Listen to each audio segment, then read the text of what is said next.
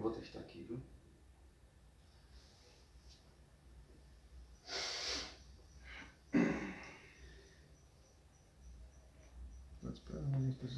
Meu boa noite, minha bênção a todos os meus irmãos de axé, aos nossos amigos. É com enorme satisfação, com alegria imensa que a gente inicia o nosso programa, porque nós temos que utilizar das redes sociais, das mídias alternativas para falar da nossa religião. Nós vivemos num contexto marginalizado em que as outras religiões, o neopentecostalismo em especial, detêm o poder dos grandes grupos de comunicação. E nós só temos as redes sociais, a nossa voz, a nossa militância, a nossa vontade de fazer diferente e de desmistificar o candomblé.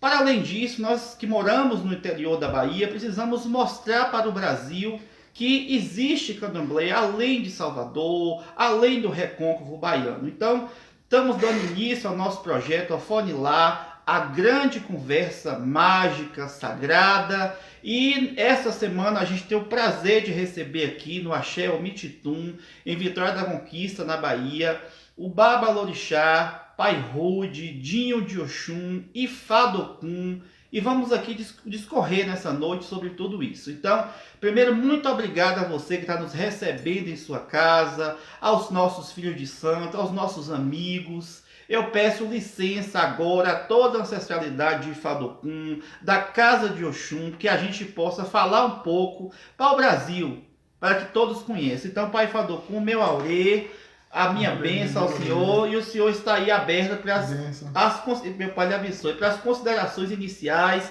Se apresente, diga quem é Pai Rude de Oxum. Como Pai Rude de Oxum começou? Quem é Pai Rude de Oxum? Inicialmente eu quero agradecer ao convite, Pai Ricardo. Muito obrigado. Eu acho a iniciativa muito importante, ainda que eu não seja muito de aparecer. De aparecer, né? Tem algumas coisas aqui do terreiro que estão publicadas na internet, alguns vídeos no YouTube, mas de um modo geral eu não sou muito, né? Nunca fiz uma live, essa está sendo a primeira. Que satisfação muito grande. Né? E então, é uma alegria com o senhor, o convite muito importante. Então, quem é Pai Rude de Oxum? Como começou? De onde o senhor saiu? O senhor vem de família de religião de matriz africana? O senhor descobriu o seu sacerdócio? Como foi que o senhor chegou até aqui, a Casa de Oxum? É uma história Conte pra gente longa, né? Eu sou de ontem, eu sou um aburo da religião.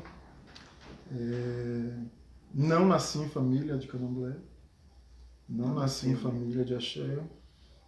Sou de família católica pela parte de mãe e batista pela parte do meu pai.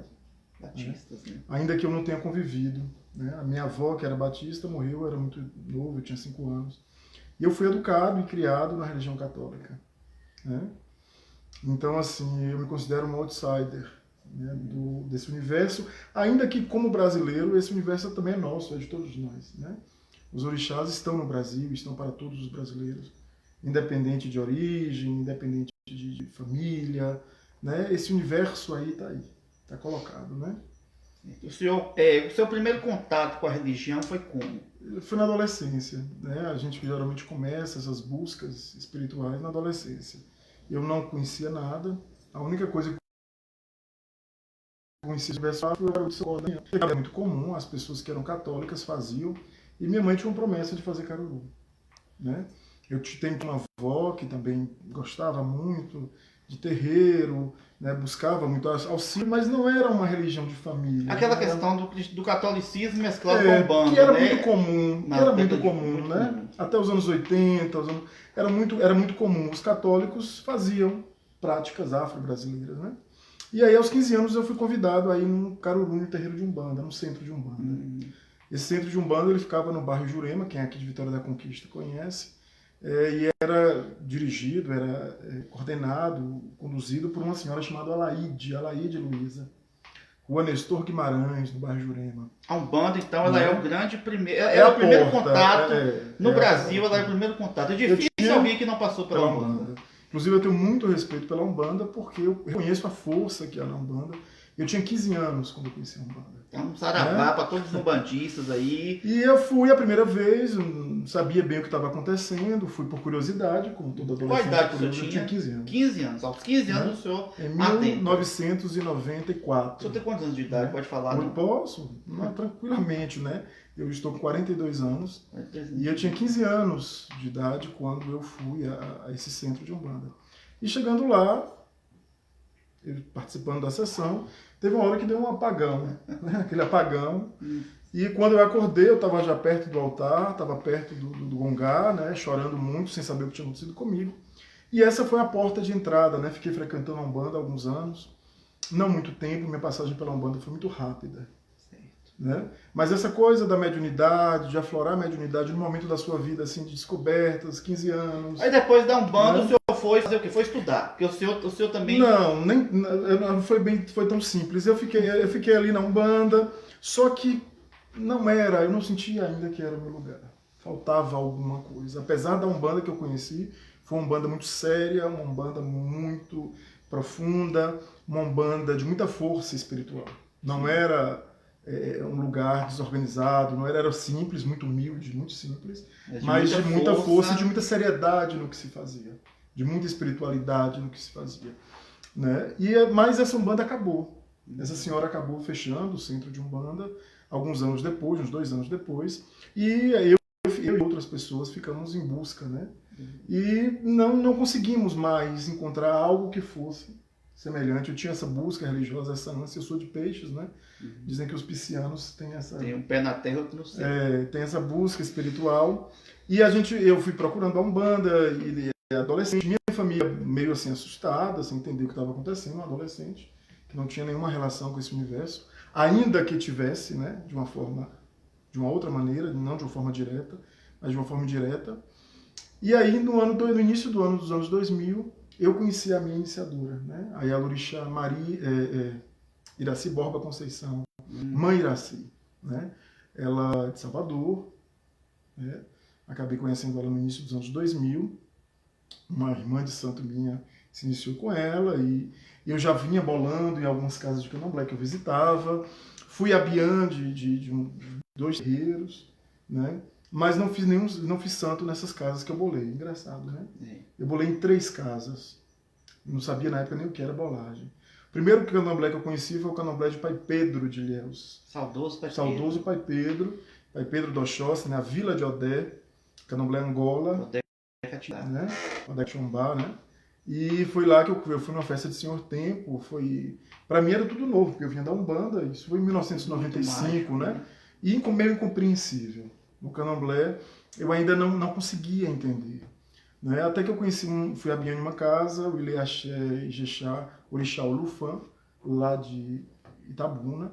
E nessa casa eu tive a convivência com um grande babalorixá chamado Rui do Carmo Povos. Grande nome do sul da Bahia. Um nome respeitado, professor aposentado da Universidade de Santa Cruz, um homem muito culto e muito curioso. Né? Ele tinha uma grande biblioteca e ele permitia que eu lesse os livros. E eu fui me familiarizando com o candomblé. E bolei na casa dele, mas também não fiz santo na casa dele. Foi apenas a Bian, frequentador. É o caminho, né? E nesse ínter eu acabei passando no vestibular, fui fazer um curso de História. Né? Na época, a universidade aqui da cidade só tinha as licenciaturas, e eu sempre gostei muito. Minha mãe é professora, né? Então eu fui fazer o curso de História. E no início dos anos 2000 eu conheci Dona Iraci Borba Conceição, né? Em Italadê. E acabei me iniciando com ela, né? Ficando com ela até as obrigações de 3 anos. Até a obrigação de 3 anos. Mãe Iraci ela fazia parte da Federação do Culto Afro, ela tinha muita vontade de fazer um trabalho de registro dos terreiros aqui na Vitória da Conquista e também no sudoeste da Bahia, e nós ajudamos ela a fazer essa, né? Ela veio para a Vitória da Conquista. Ela veio para a Vitória da Conquista, nós trouxemos ela. Porque é importante, talvez as pessoas que não são de Vitória da Conquista não entendem de onde nós estamos falando. Nós não estamos falando aqui de uma capital que tem uma tradição como Salvador, apesar de estarmos da Bahia, é diferente a construção do candomblé em si aqui na nossa região, na região sudoeste. Conquista sempre teve uma tradição muito forte de Umbanda, né? A Umbanda foi muito forte aqui, sempre foi muito forte, né? E o candomblé tínhamos poucas casas, poucas famílias, mas sempre existiu também. Sempre existiu. Né? E acabei me iniciando com a Iraci, em Salvador. Eu fiz santo na casa dela, em Itapuã. Uhum. E ajudamos ela a fazer esse trabalho também de registro dos terreiros daqui. Né? A FENACAB, ela desejava fazer um trabalho de cadastramento, de legalização, né? Fornecendo alvará para os terreiros e tal. E fiquei com Mãe Iraci até a obrigação de 3 anos. Né? Mãe Iraci, uma grande mãe de santo, um grande orixá, uma pessoa que eu tenho muito carinho, é viva, né? Tá bem idosa, mas como Mãe Iraci está com idade bastante avançada, mas eu tenho aquele carinho, e não foi minha iniciadora. Né? Sou na família de santo de Oxum, né? De Oxum e Oxóssi, né? Oxum e Oxóssi. E o senhor é de Oxum, né? Oxum, eu fiz Oxum. Né? Oxum Sleomi, esse Urucó. Oxum abençoe a bênção. Foi esse Urucó que eu recebi, né? Iniciado na casa dela. Ela tinha 2 terreiros. Ela tinha um terreiro em Itapuã, que era a casa de morada dela, onde eu comecei as minhas obrigações. Morada e terreiro, então. É morada e terreiro. E ela tinha um terreiro grande, uma roça, num lugar que chama Vila Canária, perto do Pau da Lima, ali perto da Mansão do Caminho, o terreiro dela hoje, até hoje ainda lá. Não sei se ainda está em atividade. Sim. E ela acabou construindo um terreiro aqui também. Sim. Né? Aí já é um outro momento da história. E por razões espirituais, por razões pessoais, o que me fez sofrer muito, eu acabei tendo que dar continuidade, né, em outros caminhos, da continuidade da minha vida espiritual. Por volta desse momento, quando eu estava completando 3 anos, quase 4 anos de santo, aconteceu uma coisa que transformou minha vida, que foi a presença de um mentor espiritual no meu caminho, um caboclo. E esse caboclo começou a atender pessoas contra a minha vontade. As pessoas vinham até a mim, chegavam, procuravam. Eu estava terminando a minha graduação, já estava dando aula, já estava atuando, já tinha feito concurso, já estava trabalhando. E as pessoas foram me procurando, né, por conta desse caboclo que começou a trabalhar. Eu era um iaú de 3 anos. 3 anos, o caboclo já é o espinho para furar atrás da ponta, né? Já nasce. Mas foi muito difícil. Eu resisti bastante, as pessoas batiam na minha porta e diziam: não, eu não sou pai de santo, eu sou filho de santo. Minha mãe de santo mora em Salvador, mas ela sempre vem à Vitória da Conquista, eu vou te levar até ela e tal. O caboclo me pegava, atendia a pessoa, fazia o que tinha que fazer, e isso tudo começou a me assustar muito. Com menos de 1 ano eu já tinha um grupo de pessoas, né? Esse caboclo começou a dar sessão. O senhor raspava as pessoas? Nunca, o senhor nunca. Fazia o quê? Porque as pessoas às vezes confundem o sacerdócio com isso e alguns não gostam do que a gente fala. Mas a pessoa que não tem a obrigação ainda concluída do candomblé, com seus 3 anos, como o senhor tinha um limite. Se o senhor puder falar um pouco sobre esse limite, dos 3 anos, que o sacerdócio já aflorou, chegou essa responsabilidade, já estava no seu caminho e ninguém vai tomar a espada da mão do jogador. Mas tem um caminho para ser trilhado. Isso é importante para o esclarecimento das pessoas. Isso é uma coisa que me orgulha assim, na minha caminhada. Meu caboclo começou a atender, com menos de 1 ano já existia um grupo, já tinha quem tocasse atabaque, já tinha equedes, já tinha gente que manifestava, mas não havia iniciação. Não pulou etapa. Né? Deus me livre, eu não queria, eu tinha muito medo de ser considerado pai antes de ser pai de fato. Eu não fui ao Odecar. Queimar largado. Eu não fui. Então esse caboclo atendia e eu dizia para as pessoas: olha, aqui é uma casa de sessão de giro. Em Salvador eles chamam assim, sessão de giro. Giro de caboclo. Né? Meu caboclo batia folha nas pessoas, falava coisa para as pessoas, descarregava com pólvora. Né? Eu comecei a ser obrigado a fazer algumas coisas mais profundas, não é bom, dar um ebó numa pessoa, né? Bori, essas coisas que começaram a surgir, porque foi muito forte, a coisa foi acontecendo. E minha mãe de santo não era muito satisfeita com isso, como eu também não era. Né? Eu paguei 3 anos e isso era uma coisa que me incomodava, mas também foi mais forte do que eu. Isso é bonito porque o senhor não esconde a sua história, o senhor traz à tona o que foi. Eu sou professor de história, né? Ninguém pode fugir do que aconteceu. Os fatos são os fatos. Né? E quem é de Vitória da Conquista conhece essa história, as pessoas iam na sessão. Na casa que eu comprei, que eu morava na época, tinha no fundo do quintal um pequeno espaço, que era uma pequena fábrica de roupa, que eu acabei adaptando para um barracão do antigo morador, né? Que eu adaptei um pequeno barracão, era 22 metros quadrados. E ali o caboclo atendia as pessoas e dava sacudimento, e fazia, e acontecia e tudo mais. Então foi aí que começou essa coisa de casa de santo, essa coisa de terreiro. Mas eu era muito franco com as pessoas. Eu não sou babalorixá. Eu sou um Iaô de casa aberta. Seguindo a coisa. Seguindo aqui o meu destino, seguindo aqui minha sina. Se você dizia para as pessoas, mas eu gostaria de fazer meu santo, já me chamavam de pai. Fazendo seu grupo. Né? Eu falava, olha, se você quiser fazer santo, você tem que procurar outra pessoa. Quem chegava na porta dizia isso. Sim. Você precisa procurar outra pessoa, porque eu não faço santo de ninguém, não inicio. É só a sessão e aí acabei saindo da casa da minha Lorixá, né? Não saí brigado, não saí com mágoa, ao contrário, né? Até hoje nós temos uma excelente relação, e eu tenho muito respeito por tudo que ela fez por mim. A mão dela foi maravilhosa na minha vida. Eu saí do Runcó para estudar. As aulas da universidade já tinham começado. Eu saí do Runcó, eu vim de Salvador já para a sala de aula. Eu ia todo de branco para a sala de aula, parecendo um pombo, né, de bori. E ali, né, seguindo, apoiei minha Elorixá no que foi preciso aqui no início, em Vitória da Conquista. Fiz tudo que estava ao nosso alcance. E quando ela começou a caminhar com as próprias pernas aqui dentro da cidade, né, foi esse momento também que surgiu aí essa história do caboclo. E dessa história do caboclo, as pessoas foram chegando, as pessoas bolavam. A coisa vai acontecendo. A gente fazia um xirê, né, um pequeno xirê, até para treinar a cantiga, as pessoas aprenderem a cantar, dançar, e as pessoas bolavam e eu ficava assim desesperado. O que eu vou fazer? Né, eu não podia fazer muita coisa, mas eu digo que nessa fase da minha vida, o meu caboclo foi meu pai de santo. O meu pai de santo era o caboclo. O caboclo era o seu mentor Pena espiritual. Roxa. Seu Pena Roxa. Aí foi seguindo pra frente. Ele fazia tudo, algumas pessoas gostavam dele, outras pessoas não gostavam, né? É normal, né? Ninguém é unanimidade. E aí eu acabei me afastando da minha Lorixá, e em 2005 para 2006 eu conheci um sacerdote de um lugar muito longe. Naquela época a gente achava tudo até mais longe. Era longe, não tinha a internet como tem hoje, o Facebook. Conheci através de uma amiga, né, que veio de São Paulo, Mãe Rosa de Oiá, uma pessoa que tem muito carinho. Ela tinha uma irmã iniciada na casa desse sacerdote. E me trouxe um DVD. Né? Do DVD. Eu estou aqui com o DVD da saída de santo de minha irmã. E estou aqui com o da minha saída de santo. Meu pai de santo é de São Paulo. Minha irmã de santo minha irmã é feita no Rio de Janeiro, em Magé, na Baixada Fluminense. Foi quando eu conheci Júlio Fernandes, pai Júlio de Oxum. De Magé. Eu já estava com meus santos em casa, eu fiz uma promessa ao Oxum, pedi meu Zibá, minha Elorixá, ela me entregou com todo o carinho do mundo. Também, se não tivesse entregue, eu respeitaria. Né? Eu sou da opinião que Badiaô, o Babalorixá entrega se desejar. Aí a Lorixá entrega se desejar, se aquela pessoa for um bom filho.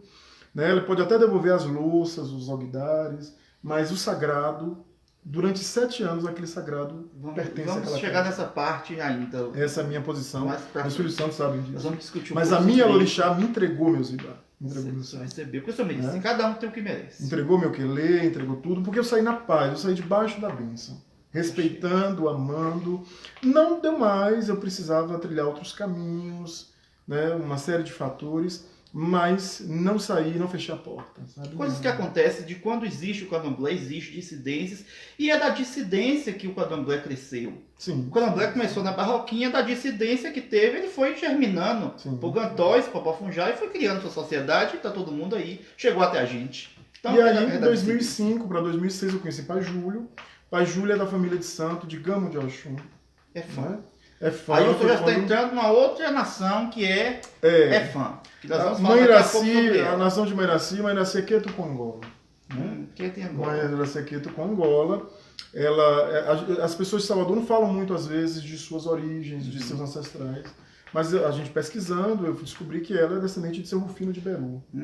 Né? Ela era filha de santo de um homem muito famoso ali da Liberdade, chamado Silveridiano de Oiá, da Rua do Céu. E que é dessa família de Seu Rufino, e era Queto com Angola, né? Sim. E então, quando eu conheci Pai Júlio, na época a gente precisava conversar, a gente comprava um cartão de orelhão, porque ligar de casa era muito caro, né? Os meninos que chegaram hoje no candomblé não sabem, era difícil, não tinha WhatsApp, não tinha internet, passagem de avião era caro, tudo era mais difícil, avião era para rico. Né, não tinha internet, eu era um jovem professor, né, todo mundo conhece a realidade de professor no Brasil, estava começando a carreira, né, aí, mas o Oxum levou com um grupo de pessoas. Qual o nome do terreiro de Pai Júlio? Ile Axé Fanto Omimifã. né, que fica ali em Piabetá, perto aquela região de Piabetá, Ponte Preta, logo nos primeiros pedágios que você tem ali na Júlio também em rodovia Santos memória, Dumont. né? Em memória. Júlio já se foi, já partiu. E então eu conheci Júlio dessa forma. E aí por telefone, eu fiz uma carta primeiro, né? Nós não tínhamos internet, assim, estava começando, YouTube, Orkut, Sim. essas coisas estavam ainda muito no início. E eu muito refratário à tecnologia. E aí nós conversávamos por telefone, por orelhão às vezes, e mandei uma carta contando a minha história, que eu era um Miaú, que eu estava sozinho, eu tinha um grupo, eu estava 2 anos afastado de todo mundo. Assim, eu joguei em várias casas em Salvador. Eu precisava ver aquele luto de Mãe Iraci, da vida que eu tive na casa de Mãe Iraci, do carinho, do amor que eu tive. Né? O afastamento com minha iniciadora não foi algo que eu desejei, foi algo que aconteceu, como as coisas da vida acontecem. Né? E então eu precisava me refazer. Então eu fiquei um tempo só, sendo guiado pelo caboclo, e quando eu conheci Pai Júlio, eu disse a ele, eu falei, olha, eu tenho um grupo aqui que me acompanha, de pessoas, não tem nenhum iniciado, são frequentadores, mas que se consideram meus filhos de santo, se consideram. E tem um grupo de mais de 20 pessoas. Eu estou com esse abacaxi, porque aí eu comecei a ver o que era realmente. A responsabilidade. O que é cuidar de pessoas, né? A responsabilidade, a seriedade da coisa, o peso que é, né? E a dificuldade de você lidar com o ser humano. Os orixás, eu digo sempre, os orixás são maravilhosos. Mas o ser humano é muito complexo. Mas logo nós vamos adentrar sobre essa temática. E aí em 2006 o Pai Júlio veio, aceitou vir. Eu falei, olha, é um fundo de quintal, é conhecido aqui na cidade como Candomblé da Lavanderia. Né, o senhor aceita vir? Pai Júlio já era um homem estruturado, de casa aberta de muitos anos. Né? Pai Júlio foi santo em 1980. Pegou em sua mão e falou, eu vou lhe adotar. E veio. Com a cara e com a coragem. Né? Nós não tínhamos fazer salva para grandes dinheiro de chão, não existia nada disso. Ali eu com aquele grupo, né, aquelas pessoas que me acompanhavam firmes juntos comigo, eu tive muita sorte em relação a isso. Eu sempre encontrei pessoas muito boas no meu caminho, né? Filhos de santo, que hoje a maioria são iniciados aqui, são pessoas que me acompanham já há 17 anos. Né? Porque essa história do caboclo começou em 2003, final de 2003, 2004, 2005. Em 2006, eu tomei axé com o Pai Júlio, fiz o que a gente chama de obrigação de 5 anos. Seria o correspondente. Apesar que não é fã, não desistiu. Na verdade, o senhor eu fui adotado. Entrou para a família. Lavou a cabeça, entrou para a família.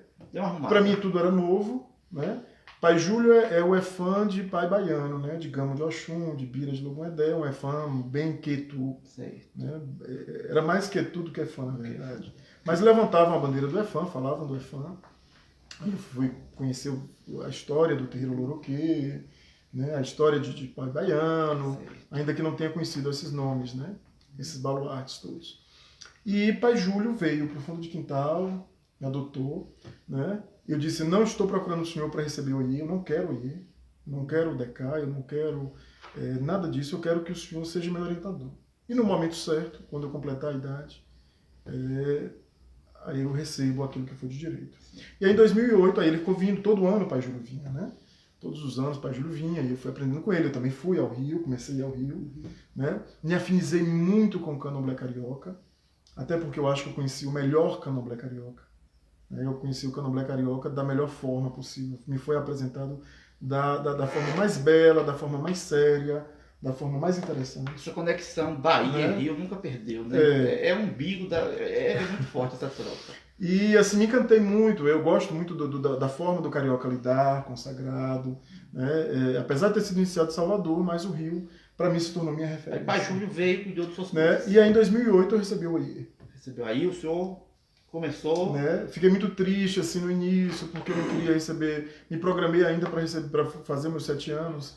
Minha obrigação de 7 anos já estava atrasada, para me fazer no Rio de Janeiro, mas acabou não dando certo. Meu caboclo não deixou. Se o senhor tinha casa, tinha que fazer na sua casa. Mas eu não queria, a gente quando é mais jovem na religião, a gente quer o glamour, a beleza. Os mais velhos perto. Pai Júlio tinha uma roça, tinha, né, que já se foi. Pai Júlio tem uma roça linda. Né? Então eu queria fazer meus 7 anos ali, com toda aquela estrutura, com toda aquela beleza. Não, o caboclo não deixou. O caboclo? É aqui, no fundo do quintal. É aqui, na lavanderia. E colocou na lavanderia. É. Como o senhor que está dizendo, não sou eu. É porque falavam, né? Não Porque sou tinha, eu. perto do barracão tinha uma pia de lavar roupa, assim, que era o quintal, era meu quintal. Mas aí o som entra em consonância com os que deram certo. Eu observo muito essas histórias e os que deram certo começaram assim. Todos os que deram certo na religião, dos grandes, os que fizeram seu nome, que já se foram, nenhum começou já, ganhou uma mansão e começou a tocar, muito menos no bairro nobre, achou tudo pronto. O orixá foi construindo.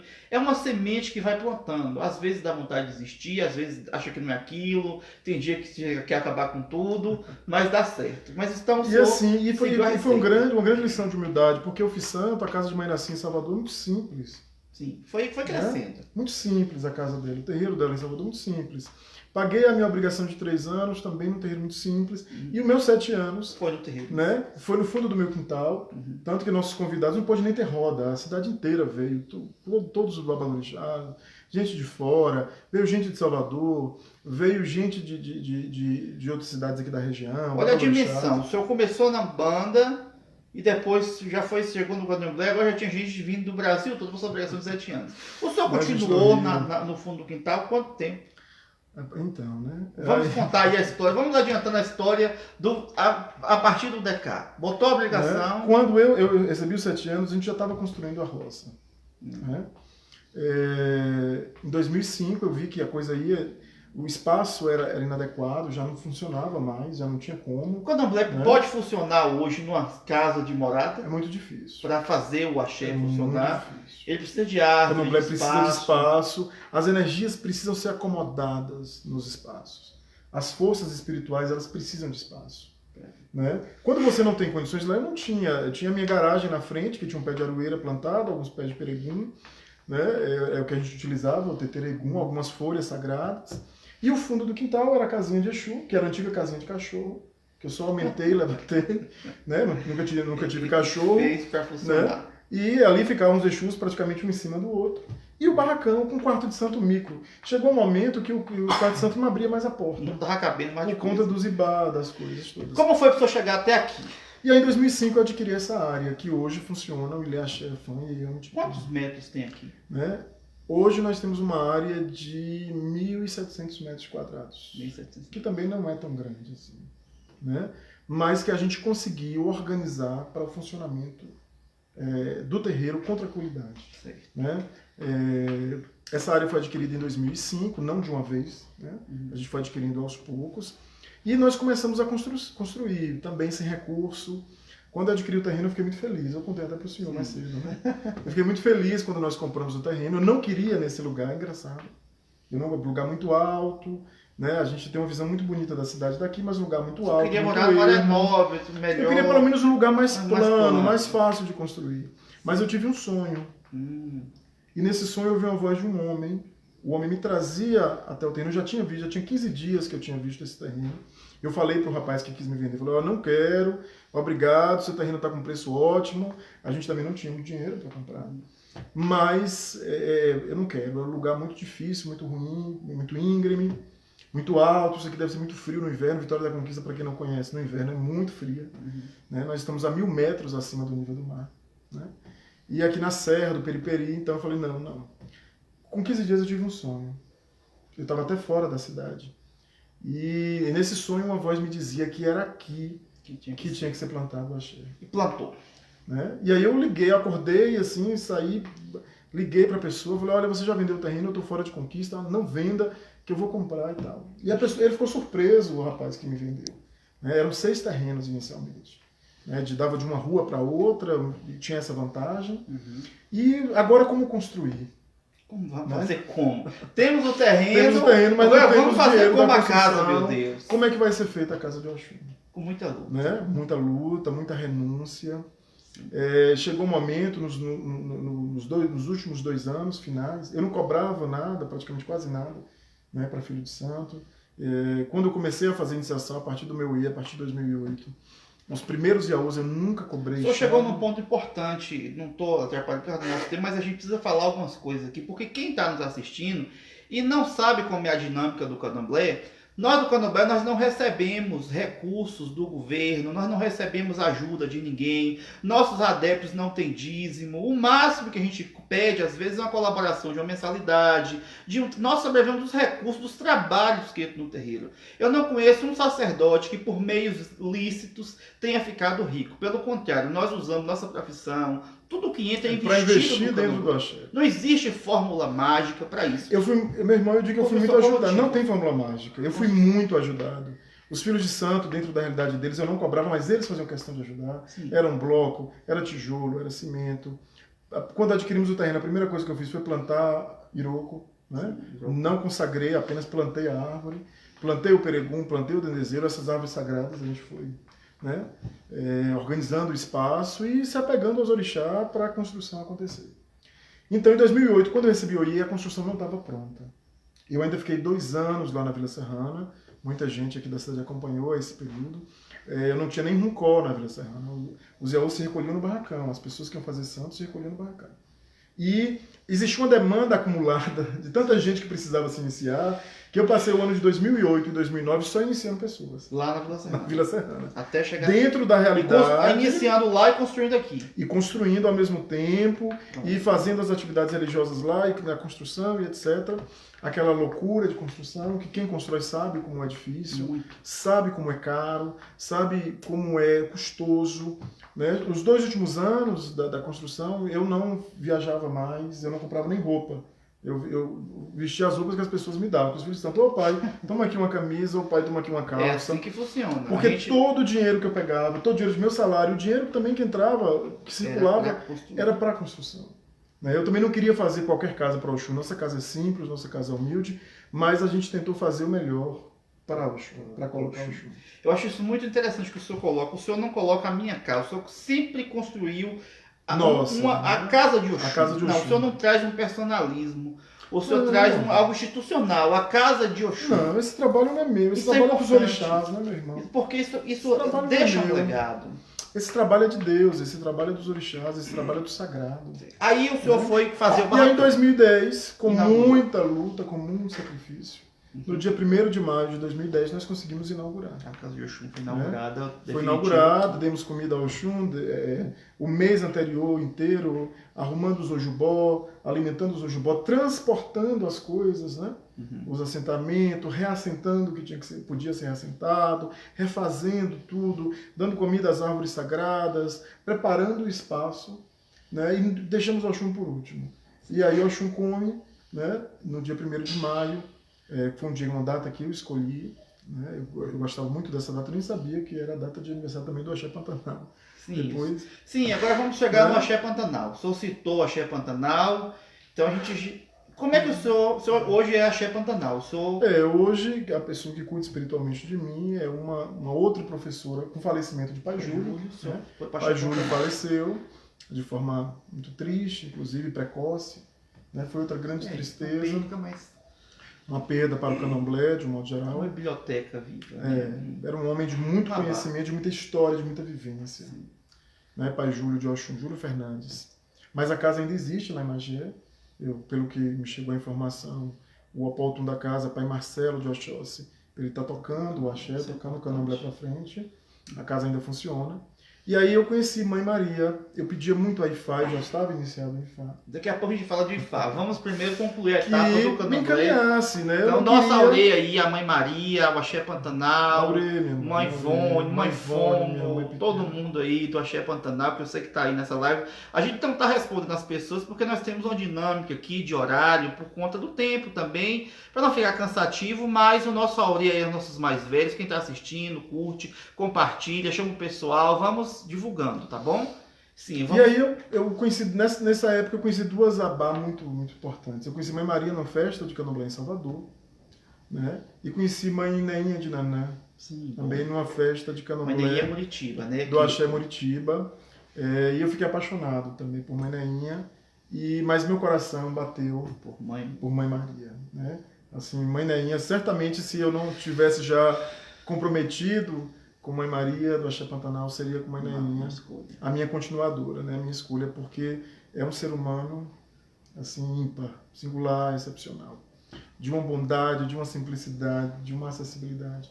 Só que eu já estava casado, né? Eu conheci Mãe Maria primeiro e Mãe Maria, sabe a sensação de reencontro? Que maravilha. Quando você encontra a sua família, e Oromilá produz isso, né? Eu acho que Oromilá foi... Eu tocou num ponto interessante. Só para fechar essa parte de Mãe Maria, então, e aí tomei, né? Eu digo que eu não fiz a obrigação de 14 anos, eu fiz a obrigação de 16 anos. Os 16 anos de Oxum, com Mãe Maria, foi a pessoa. E estou com ela e espero, né, que Deus dê a ela muitos anos de vida e saúde, que ela vá comigo até o fim, que eu quero ir com ela até o fim. Porque também outro exemplo de ser humano, de sabedoria, uma biblioteca viva da religião afro. E o axé fã é fã diferente do que eu conhecia. Essa eu quero chegar nessa pergunta com o senhor. Explica pra gente que está assistindo também, para quem não sabe, qual é a diferença do EFAM Paroqueto e o EFAM Valdomiro Baiano e o EFAM Pantanal. É a mesma coisa? A pergunta é difícil, é complexa, mas você vai conseguir elaborar. Vou tentar sintetizar aqui o que eu venho observando. Né? O EFAM de Pai Baiano, o EFAM mais praticado, ele é muito quetu, na verdade.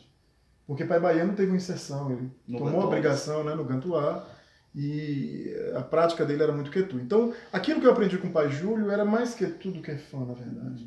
Quando eu cheguei no Axé Pantanal, aí você encontra um EFAM, algumas pessoas pronunciam EFON também, você encontra um EFAM diferente, né, que eu ainda estou conhecendo esse EFAM, né, eu ainda estou...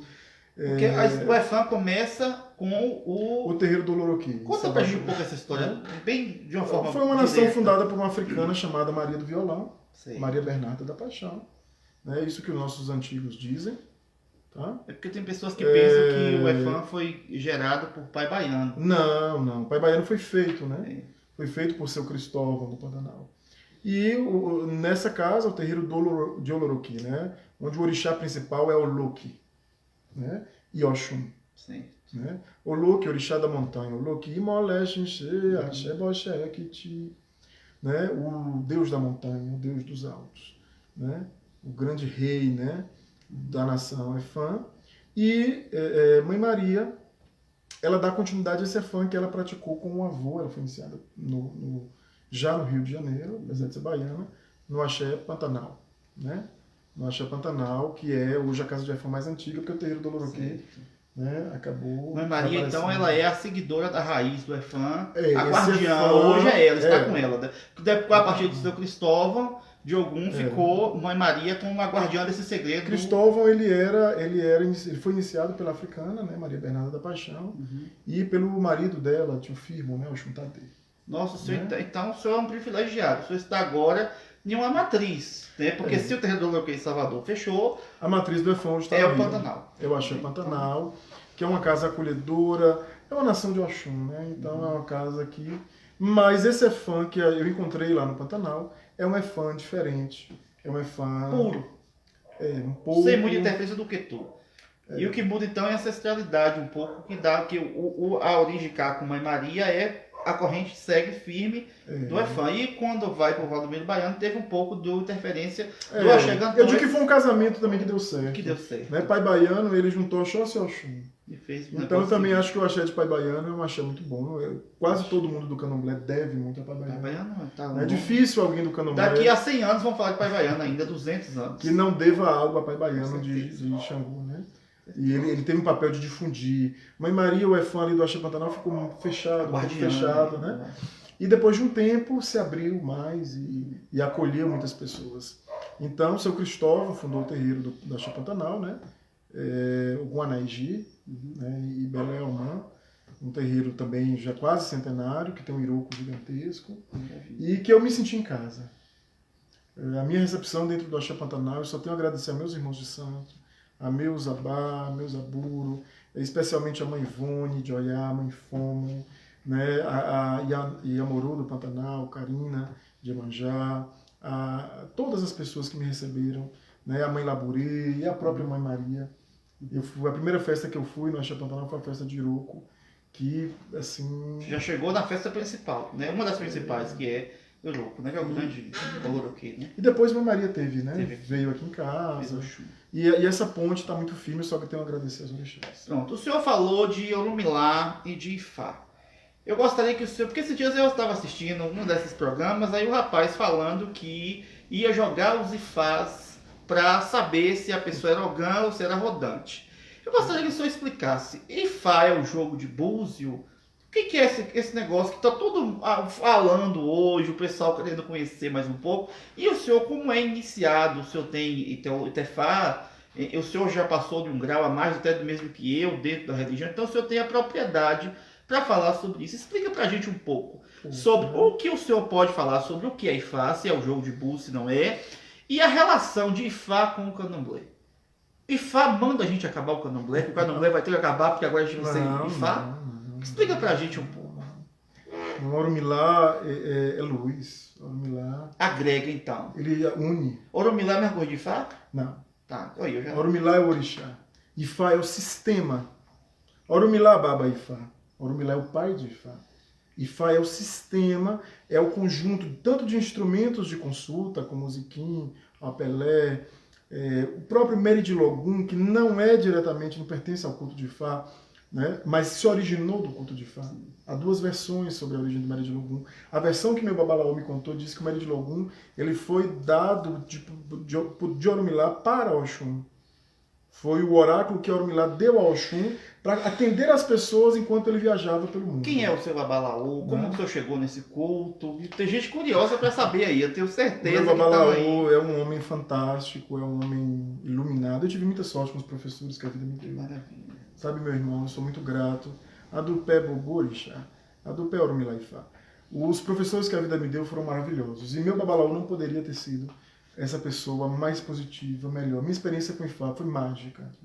Minha experiência com Oromilá, eu digo que são dois momentos cruciais da minha vida religiosa. Quando eu fiz Oxum, que eu faria 1000 vezes, eu voltaria e me iniciaria 1000 vezes para esse orixá. E quando eu fiz Ifá em 2016. Tá? Eu me iniciei em Ifá em 17 de junho de 2016, começou em 16 de junho de 2016, muito recente, né, minha iniciação em Ifá. Eu sou um Awo-Kekere, né, um pequeno mistério de Ifá, um aprendiz do culto de Ifá. Não me tornei babalaô, não pretendo, não me coloco nesse lugar. Tá?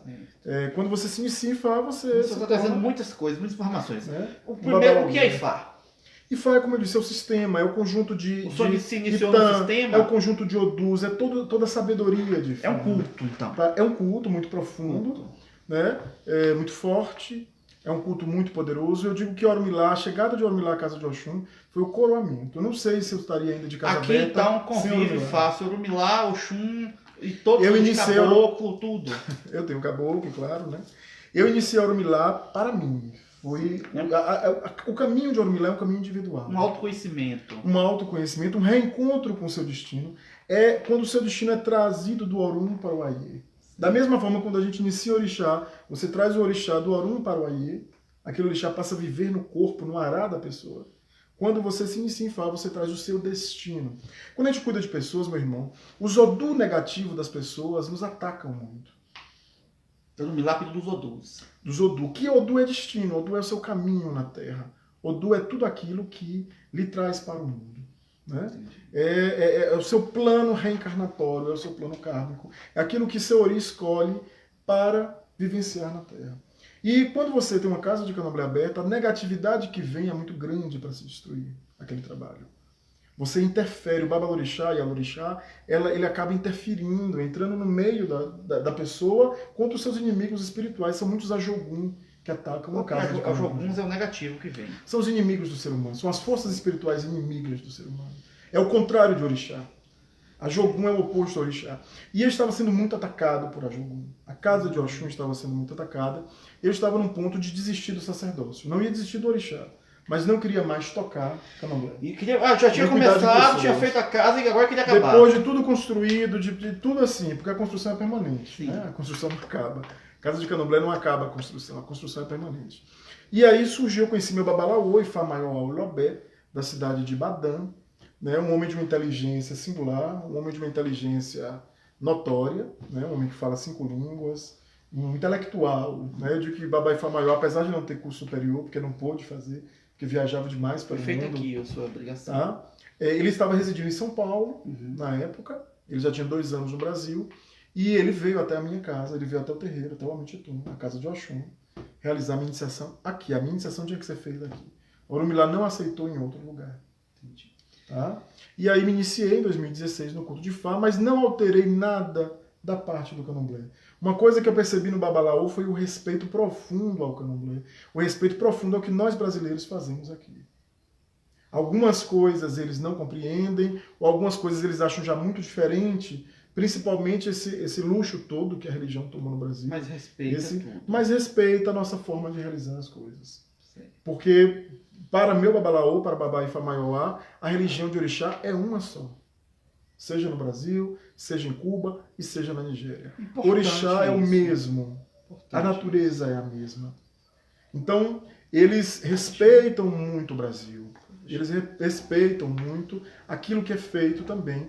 Meu Babalaô não mandou alterar em nada o funcionamento do terreiro. Continua seguindo a mesma coisa. A única coisa que ele alterou foi algumas coisas relativas ao culto de Amiel Chorongá. Sim. E eu tive que seguir as orientações dele, mas não foram alterações no ritual do candomblé, mas na forma como a gente lida com as grandes mães, com Yami, ele pediu que algumas coisas fossem alteradas. Tá? E eu percebi a gente não vai entrar no alô, não é um momento aqui também. Mas eu percebi também uma mudança, é uma nova vida. Eu desejo que todo babalorixá brasileiro se inicie em Ifá, todo Elorixá. Ifá não vem dividir, Ifá vem agregar, Ifá vem melhorar aquilo que já existe aqui, Ifá vem iluminar, Ifá vem trazer mais força espiritual. A casa de Oxum tem 2 momentos, uma antes de Ifá e outra depois de Ifá. Orumilá só trouxe paz, só trouxe bênçãos, e sou assim um devoto fanático, converso com meus Iquim toda a semana.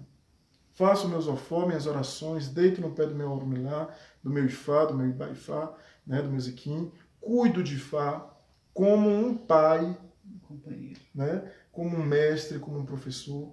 E engraçado, e Mãe Maria, do Axé Pantanal, em momento nenhum fez objeção a isso. Primeira coisa que eu disse a ela, sou iniciado em Ifá.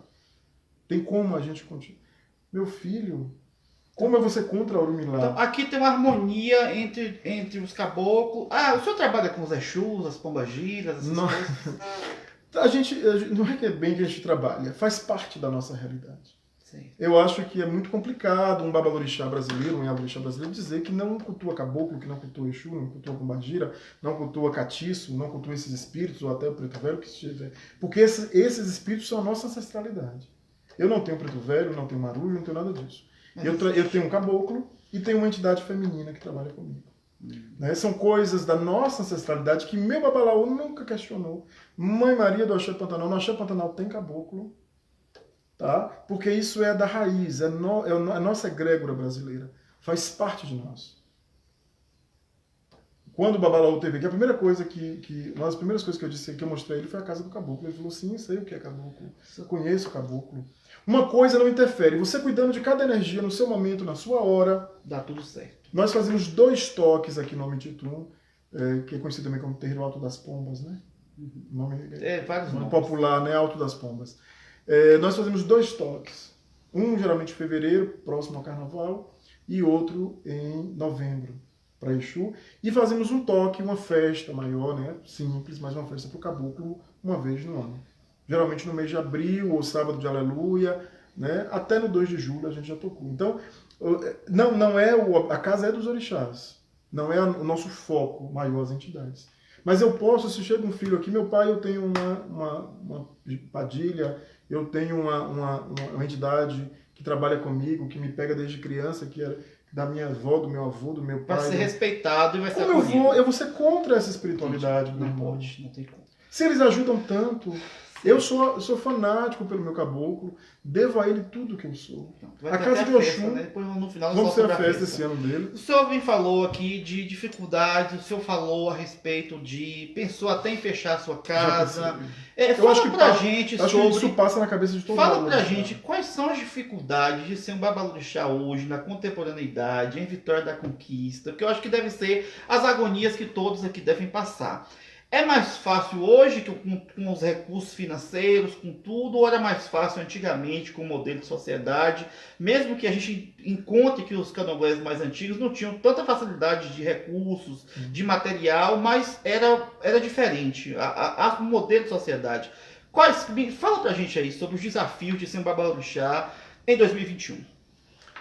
Os desafios são grandes, né? Eu sou um babalorixá novo, essa casa só existe há 17 anos. Né? Uma casa relativamente nova. E agora, o maior desafio, meu irmão, eu considero que é a desagregação das famílias, que nós assistimos de forma muito intensa dos anos 2000 para cá. O candomblé ele ensina muito que a família não ensinou, às vezes.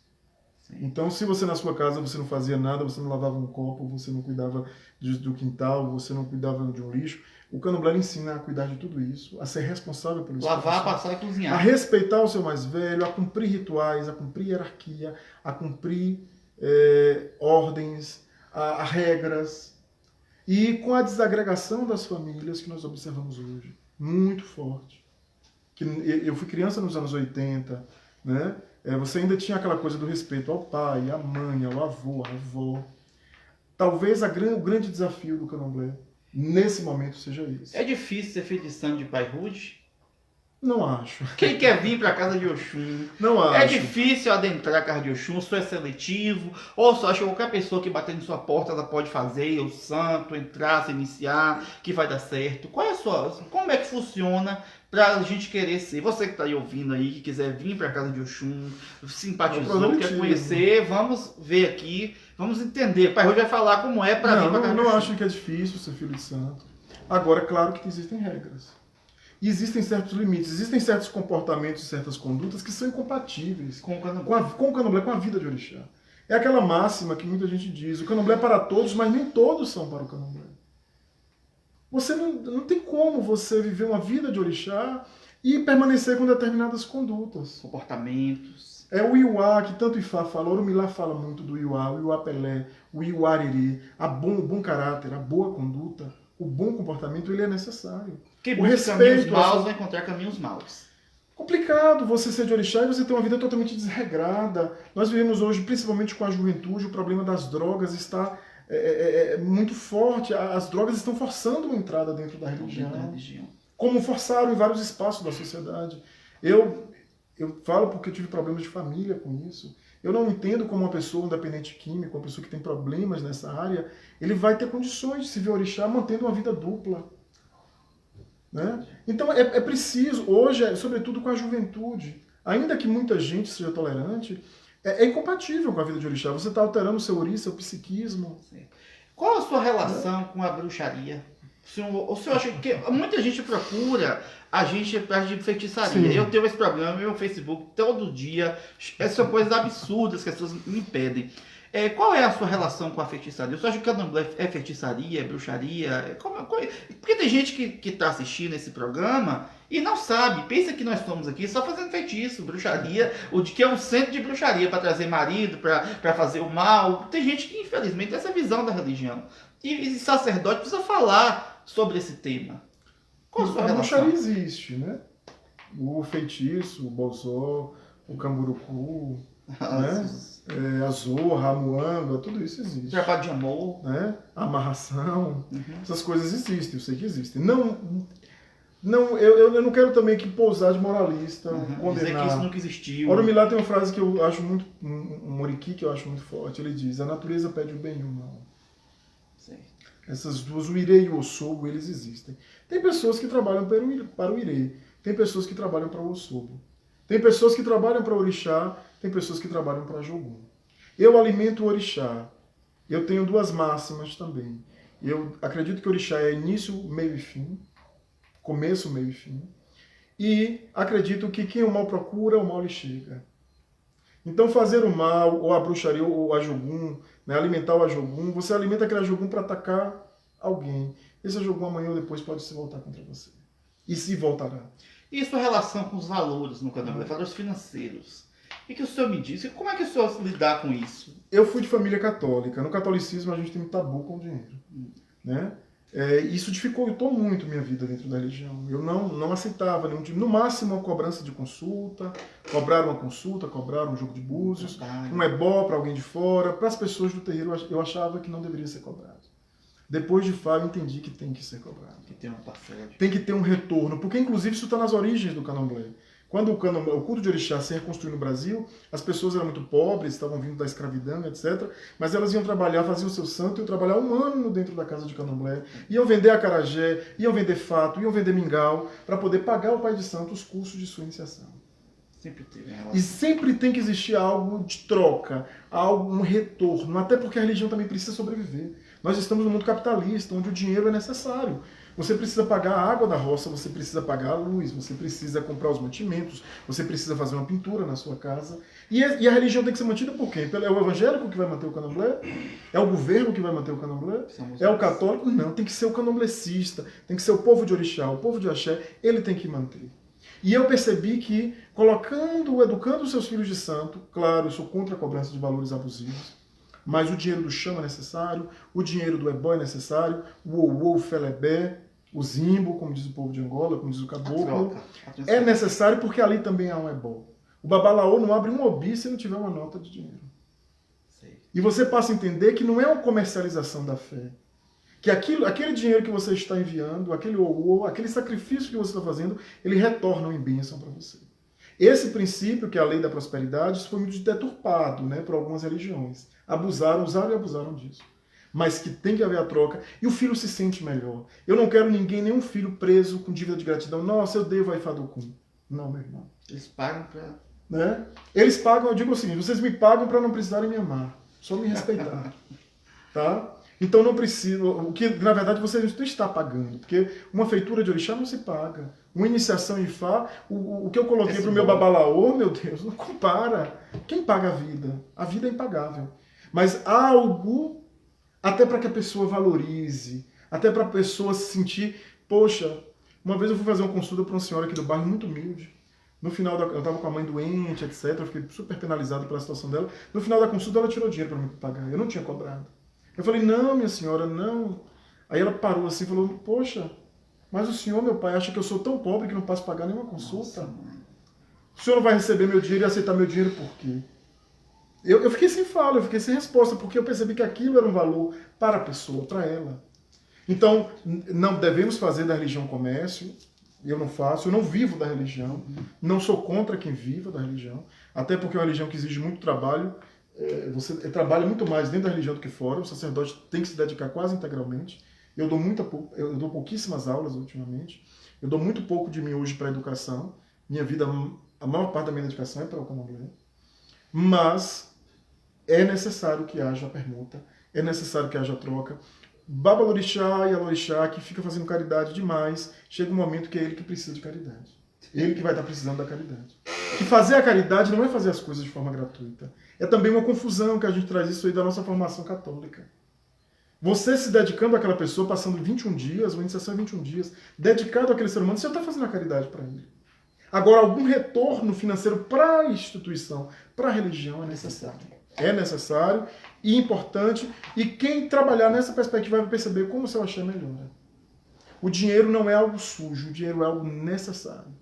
E ele bem administrado, ele melhora uma casa de axé, ele melhora a vida de quem oferta, porque ofertar é um privilégio. Pai, a gente já está aqui convergindo para o final do nosso programa. Eu gostaria que o senhor falasse alguma coisa para os mais novos aí.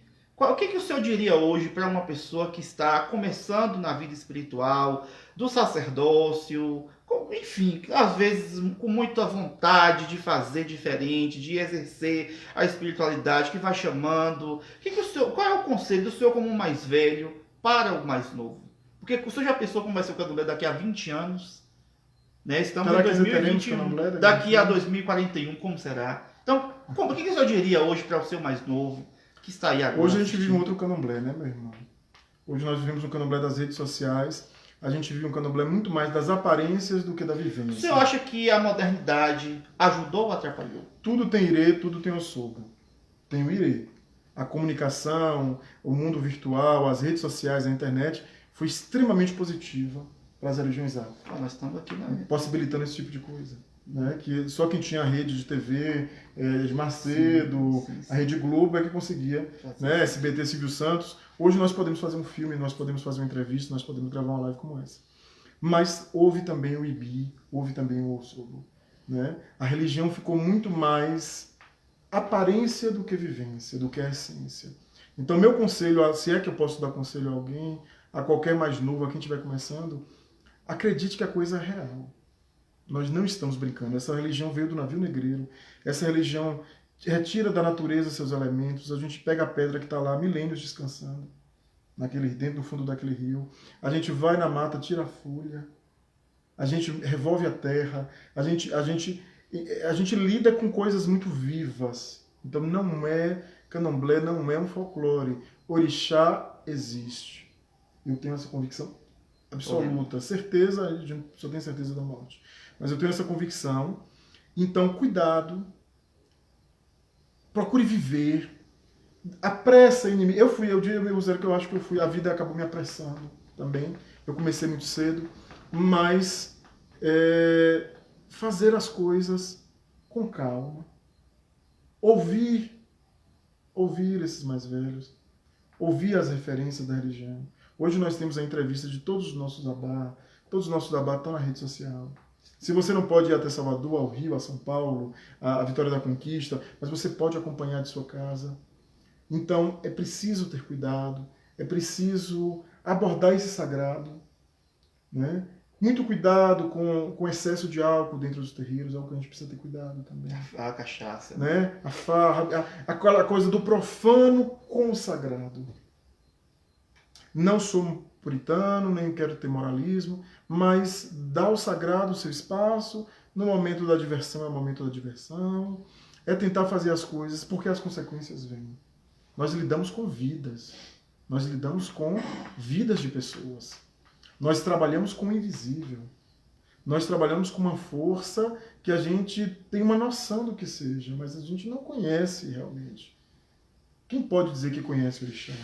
Quem pode dizer que conhece os caminhos de Orixá? Orixá não existe para fazer a nossa vontade. É algo que eu aprendi muito cedo também no canal. O Orixá ele não existe para... Ele não é meu servo, ele não é meu empregado, ele não é ao contrário. Nós é que somos servos do Orixá. Nós é que somos empregados dos Orixás. O Orixá não existe para nos ajudar a cumprir o nosso destino na Terra. São os nossos anjos da guarda, são os nossos guardiões. São alguns orixás, especialmente, o que particularmente tenho muito carinho, apesar de ser muito deturpado, que é Exu. Eu sou um devoto de Exu. Exu Adara Alonim Corida Metá. Exu Okuri Olonã. Sua casa, Oni Leoritá, sua casa é na encruzilhada. Esse homem eu devo muito. Exu não é diabo, Exu não é demônio. Exu não é das trevas, Exu não é do mal. Exu é aquele que é Onibodê, aquele que está na porta de sua casa, aquele que protege o seu axé. Então, alguns orixás especialmente, a gente tem que ter uma reverência. E quem está começando, comece sempre com um mais velho. Não comece sozinho. Sozinho é muito difícil. Não é porque você não seja capaz, é porque o poço é fundo, sabe? O poço é muito fundo. Eu caminhei muito sozinho. E eu sei o quão difícil é caminhar só. O quão difícil é caminhar sozinho. Pai Fadocon, eu quero agradecer ao senhor por ter aberto as portas da sua casa, por ter disponibilizado o seu tempo para falar com a gente, para trazer essa mensagem na estreia do nosso programa.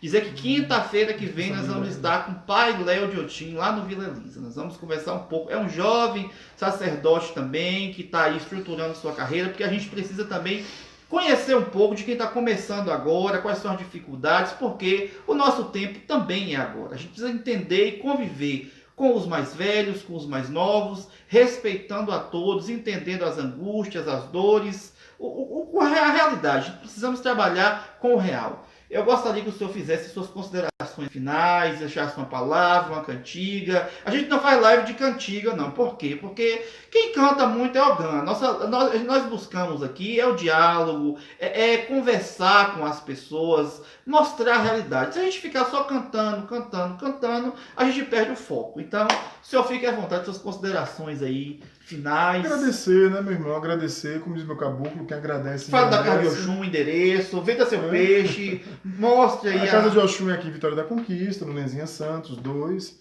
Rua H, número 53.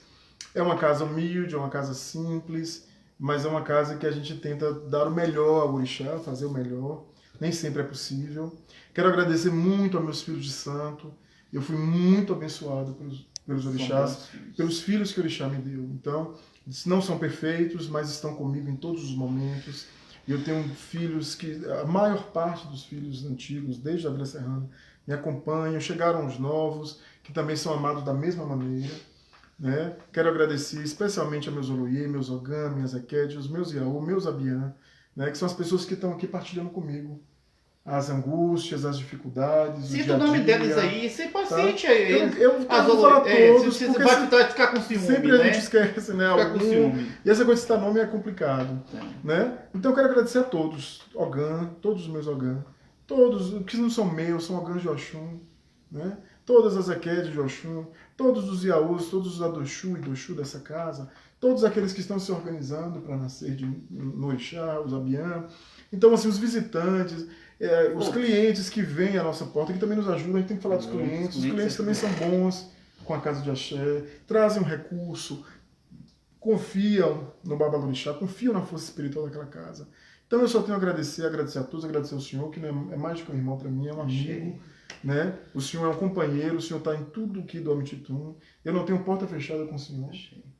Né? E parabenizar essa iniciativa de dar visibilidade aos sacerdotes da nossa região, da nossa cidade. Né? Não existe só candomblé nos grandes centros, nas capitais, Salvador, Rio, São Paulo. Não, existe candomblé no Brasil inteiro.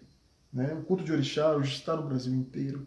E nas cidades médias, como Vitória da Conquista. Vitória da Conquista é a segunda cidade no interior da Bahia. Né? A gente não sabe, mas Vitória da Conquista tem mais de 200 terreiros. Nós vamos.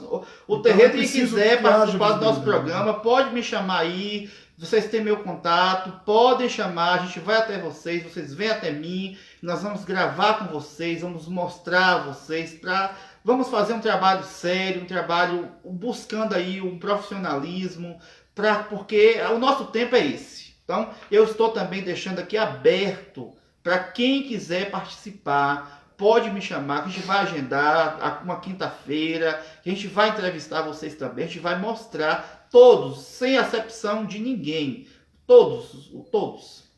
Sim, então o senhor quer cantar alguma coisa, quer deixar uma palavra final, porque quando um pastor faz um culto, ele termina cantando, quando um padre faz um culto, ele termina rezando, cantando, sempre tem alguma coisa em louvação. Então eu acho justo que o senhor reze ou cante, se o senhor sentir à vontade também. Então o pai não gosta de cantar nada ou coisa, mas... Eu vou falar igual eu assisti o programa Ori, literário com Mãe Vânia, né, do Calebocum, Mãe Vânia de Oiá, e ela falou uma coisa muito bonita. Eu não sou cantor, tenho uma voz fantástica, uma voz lindíssima. E ela fala assim, eu não sou cantora, eu sou cantante, né? E eu nem sou cantante, eu admiro quem canta, né? Mas a gente pode deixar, eu tenho uma cantiga de Oxum que eu gosto muito, né? Que tem uma história comigo, e essa mãe maravilhosa, essa mãe que me acolheu, e antes de eu nascer, já estava que meu Ori escolheu para vivenciar como meu orixá ele dá na terra. Então a ela eu tenho a agradecer por tudo, a Orumi Laifá. Então eu vou cantar para encerrar, né? Cantar não, aqui arranhar, né? Oiabere, oiabere, oiabere, oiabedo, mãe, iaoxuma jabere, oiabedo, mãe, oiabere, oiabere, oiabere, oiabedo, mãe, iaoxuma jabere, oiabedo, mãe, ireu, orei, fidelio, Obrigado a todos. E até quinta-feira que vem aí com o Pai Léo de Otim. Vamos estar juntos. Nosso programa Fone Lá. Muito obrigado a todos pela participação.